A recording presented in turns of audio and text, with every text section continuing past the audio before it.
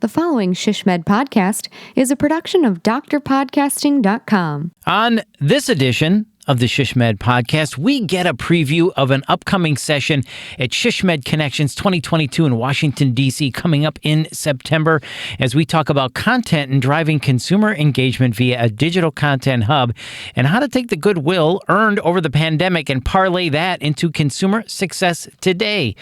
Are you interested in that? Of course you are. So let's get down to business with Amy Stevens of Tidelands Health. She is our guest on the SHSMD podcast. So let's get to it right now.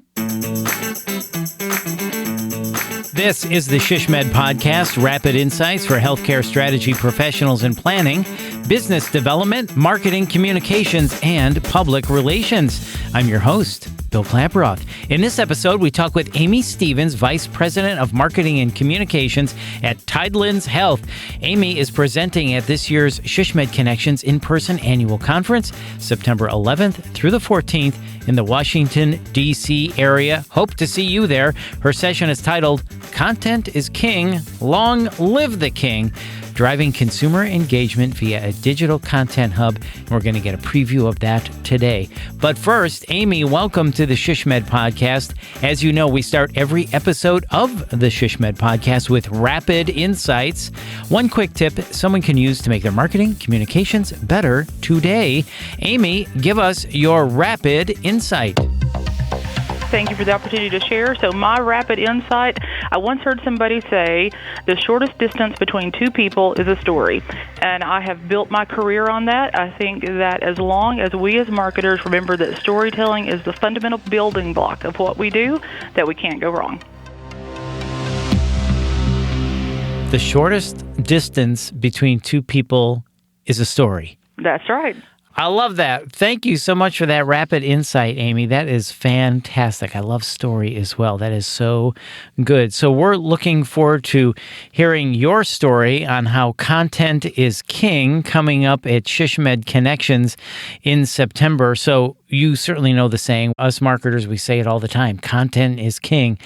And that was especially true during the COVID-19 pandemic. Amy, can you explain to us why content took such an important role and why that is true? Why is content king?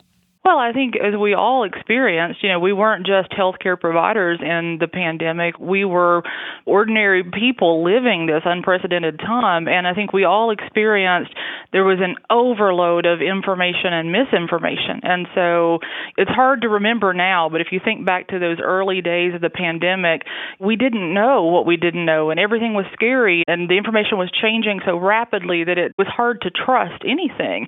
And so I think that heightened the fear and the confusion among people. I know it did in our family. And so I think that's why there was such an opportunity for health systems and hospitals to really step into that void and say, we're a trusted source for you, and produce content that was trusted, accurate, reliable, and most importantly, coming from somebody that you know. I mean, you may or may not believe the expert that you see on CNN, but you're probably going to believe your family doctor. And so I think that's why it was such an opportunity for our organizations, and really an obligation for our organizations, to step into that void and say, let us be a voice of sanity here. Let us tell you what we do know, what we don't know, and give that to you in a way that you can trust and rely on and make decisions for you and your family. Yeah, there was an opportunity to really become the trusted, accurate, reliable source, as you say, and step into that void, if you will, or the voice of sanity, as you put it, coming from your local family physician, the people that you really trust, delivering that useful information. And that did become an opportunity for hospitals and health systems, and they used it as a point of differentiation and as a point of engagement. Can you expound on that? Sure. It seems weird to think of it that way, doesn't it? That the pandemic presented opportunities, but it absolutely did. I think we've all heard that old saying, never let a good crisis go to waste. And that's what we did here. We said there's value that we can provide to our community and also build value for our organization by stepping into that void that existed. And so, as it always is in marketing, it was about understanding what our customers needed.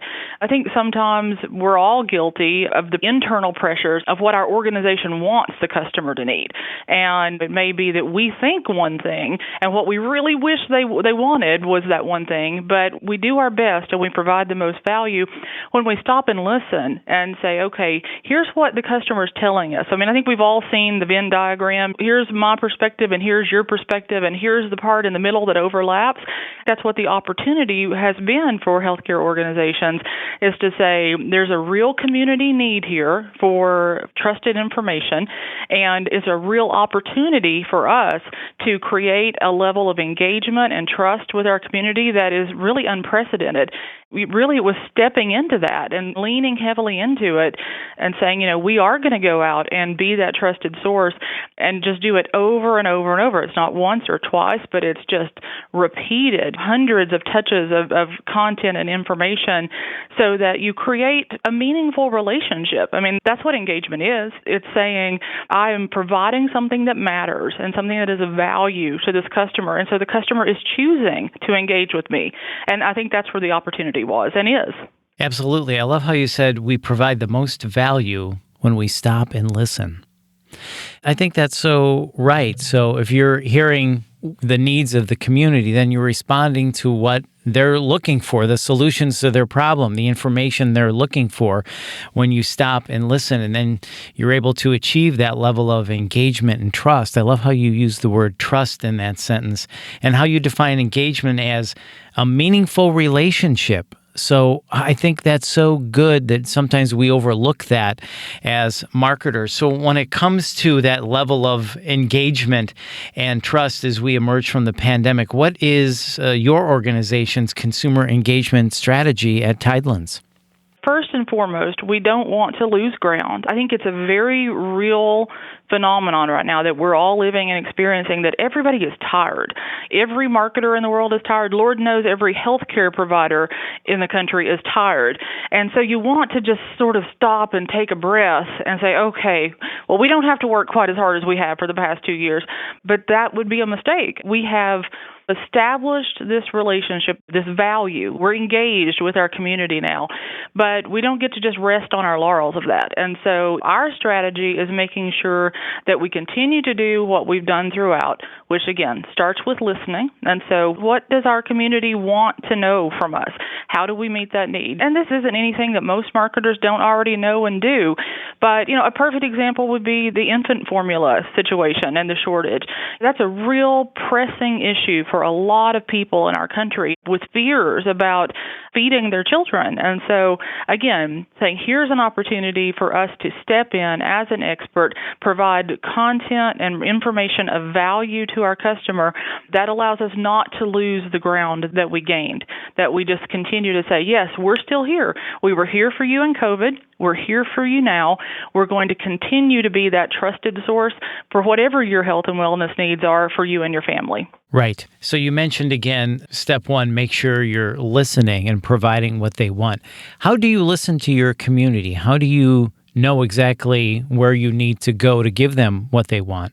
Well, I think we have no shortage of listening tools and opportunities now, and it's a wonderful asset for us as marketers today that maybe didn't exist years ago. But we get tremendous feedback through social media, for instance. We do the traditional things. We survey customers, we survey our community. But I think probably some of the most timely and meaningful feedback comes through those less formal channels.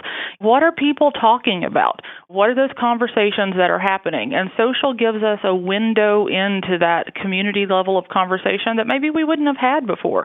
It's not just saying we're going to create content and we're going to push it out there. It's saying we're going to be part of the online conversation, and being part of that conversation, again, means listening. We consider it most successful when we share content that causes our customers to engage not just with us, but with each other. And that's because we're sharing something that's relevant and timely and matters in their lives. And so it's wonderful for us when we see whole conversations taking place in the digital space that our content may have spurred, because that is sticky. It has that stickiness that we're all shooting for.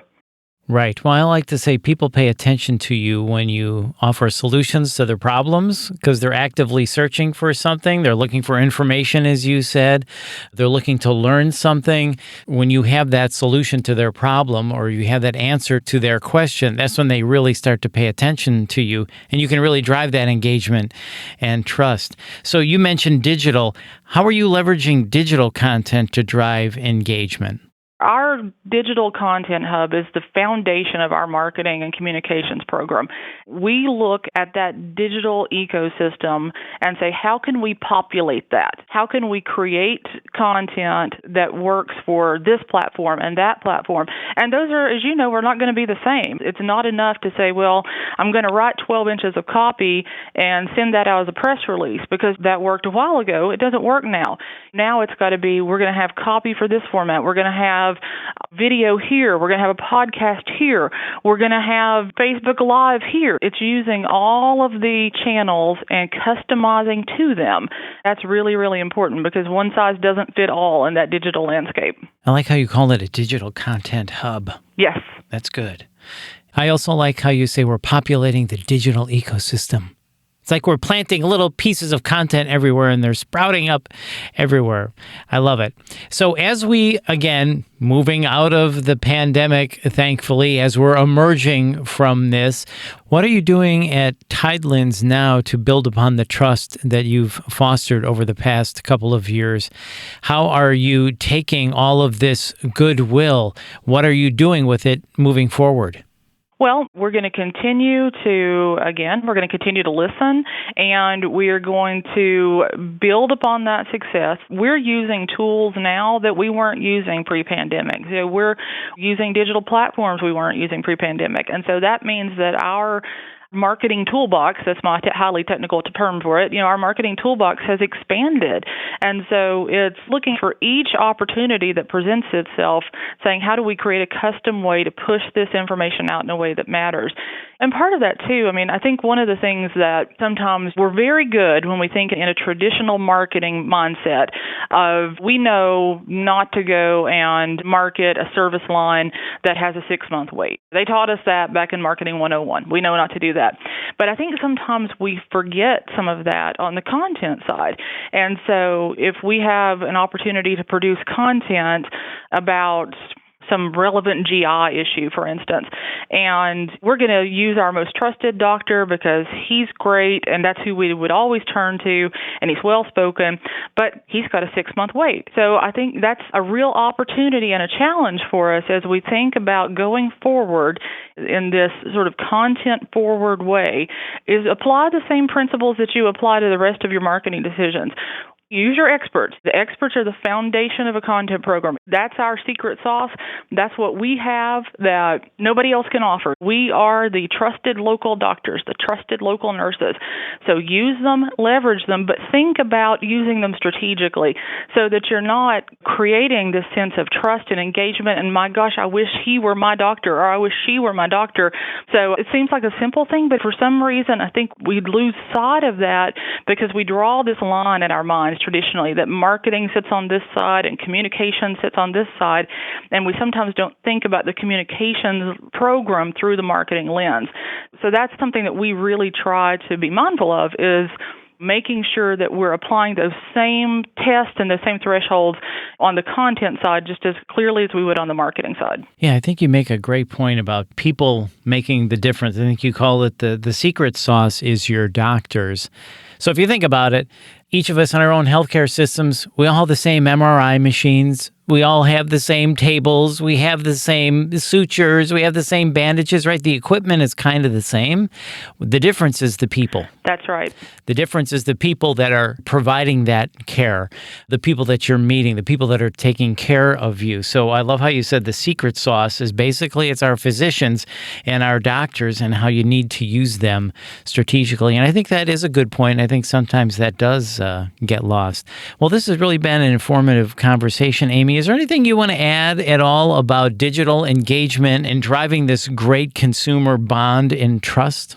I think many organizations are already on this journey, and if you are, I hope that you find it as rewarding as we do.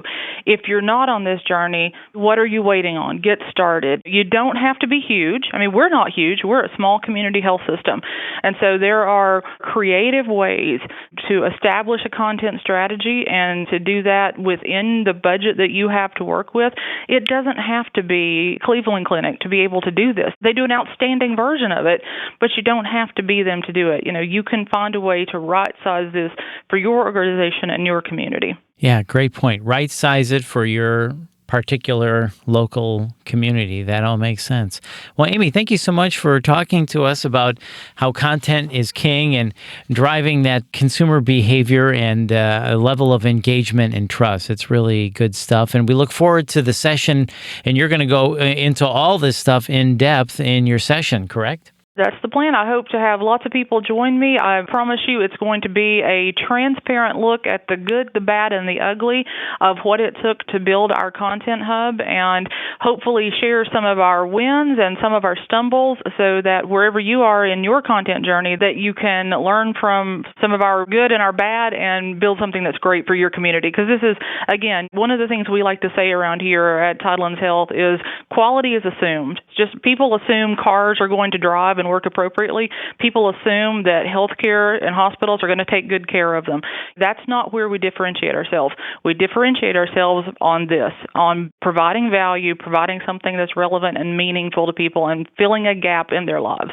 Yeah, that's another great point. Quality is assumed, so you really got to go above that, right? I love how you say that's how you differentiate yourself. And in the session, I'm sure you're going to bring a bunch of examples and all kinds of things, and you're really going to dive deep into what we just basically touched on today. Yes, absolutely. What I'm struggling with now is how to shorten it all into the length that I've got, because this is a great topic and I'm really passionate about it, and I think it's so powerful. And so I've been coming to SHSMD for a very long time, and so I hope that I know and understand what makes a valuable session for participants, and I'm going to try really hard to give you something that's meaningful, something that's actionable, that you can leave and say, well, that was an hour well spent of my time. Absolutely. And we know you will, Amy. Looking forward to it. And thank you so much for your time today. We appreciate it. Thank you so much. And once again, that's Amy Stevens, and registration for this year's SHSMD Connections in-person annual conference held in Washington, D.C. is now open. Visit SHSMD, that's shsmd.org/connections to learn more and get yourself registered. Certainly hope to see you there. And if you go, and I know you're going to go, make sure you stop by and say hi. I'll be there. And if you found this podcast helpful, and again, how could you not with great guests like Amy Stevens? Please make sure you share it on all of your social channels, and please hit the subscribe or follow button to get every episode. This has been a production of Dr. Podcasting. I'm Bill Klaproth. See ya.